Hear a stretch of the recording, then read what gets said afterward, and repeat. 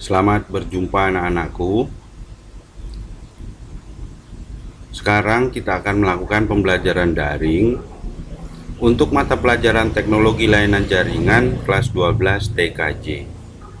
Bapak ucapkan terima kasih kepada kalian yang mau peduli dengan pendidikan, terutama pembelajaran yang kita lakukan sekarang ini.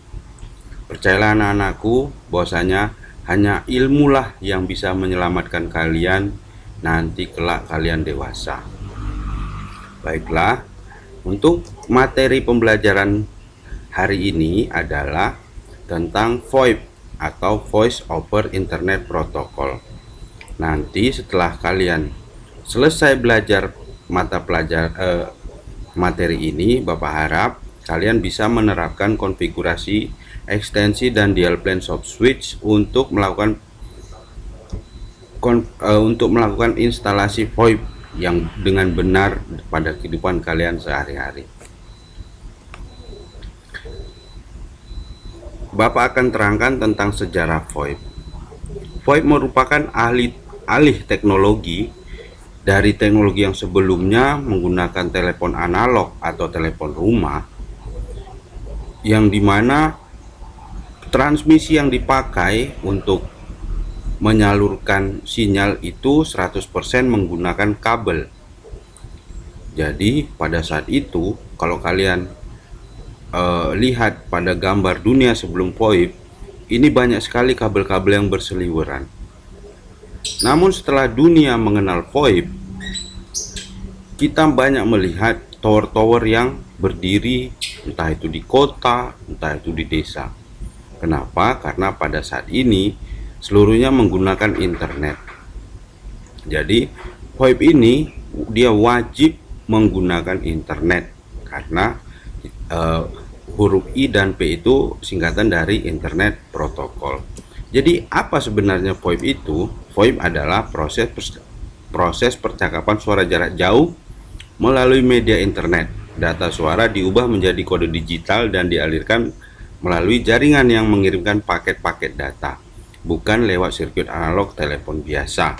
Kalau kalian lihat gambar ilustrasi di bawah, itu dunia bisa terhubung dengan telepon jika di dunia tersebut atau di suatu daerah itu ada saluran internetnya.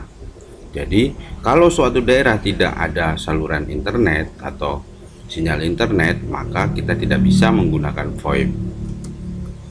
Kita akan lanjutkan tentang kelebihan VoIP. Ada 6 kelebihan VoIP yang bisa kalian baca. Yang pertama, dapat digabung dengan jaringan telepon lokal. Jadi dari telepon internet itu kita bisa sambungkan ke telepon lokal menggunakan suatu alat yang namanya gateway.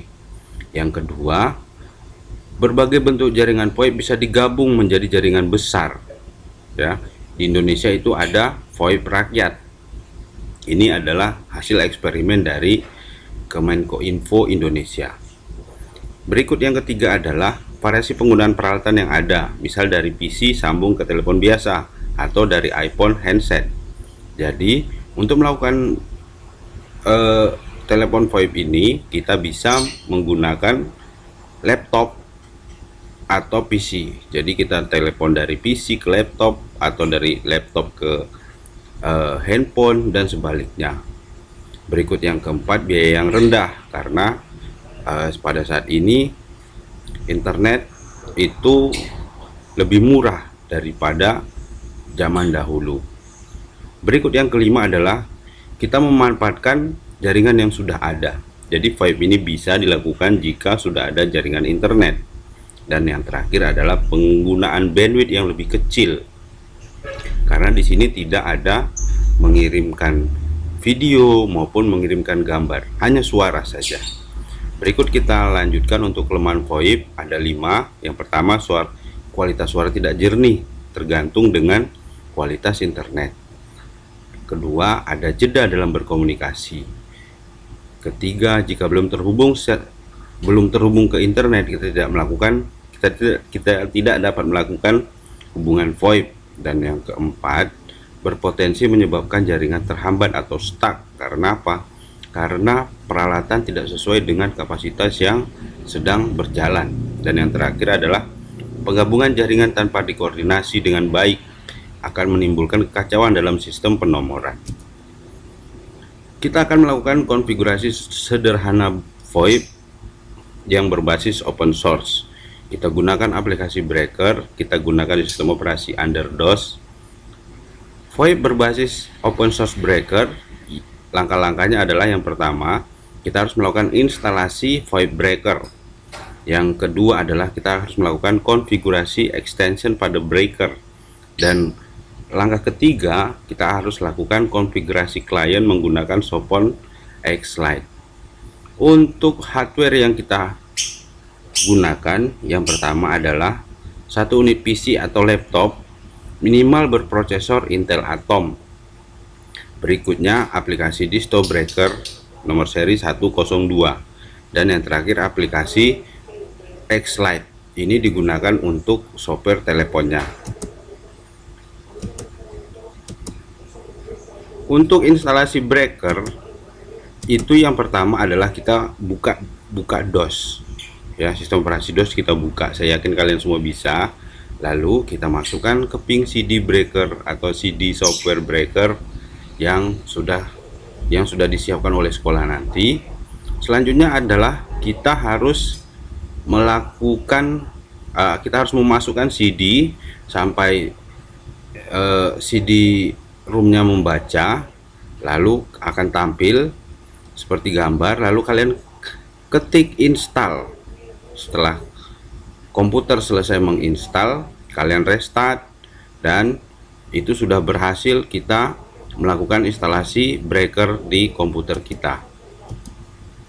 Berikutnya adalah kita harus melakukan setting di breaker. Untuk setting kalian bisa lihat pada gambar, username, password, dan IP address dan netmask itu sudah tertera pada layar. Selanjutnya adalah kita masuk ke dalam interface IPPBX breaker melalui web pada browser ketik alamat IP.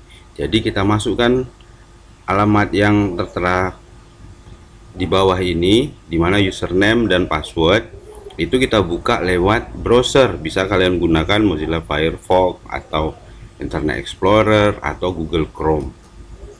Selanjutnya kalian tambahkan user. Jadi pada bagian administrator atau manajer user itu kalian isi nama, full name, password seperti kalian membuat email. Lalu setelah itu kalian tekan add. Selanjutnya kita tambahkan extension dan klik add extension, akan muncul data-data yang perlu kalian isikan. Lalu kita pilih device, gunakan device generic shift device untuk klik. Selanjutnya kalian klik submit.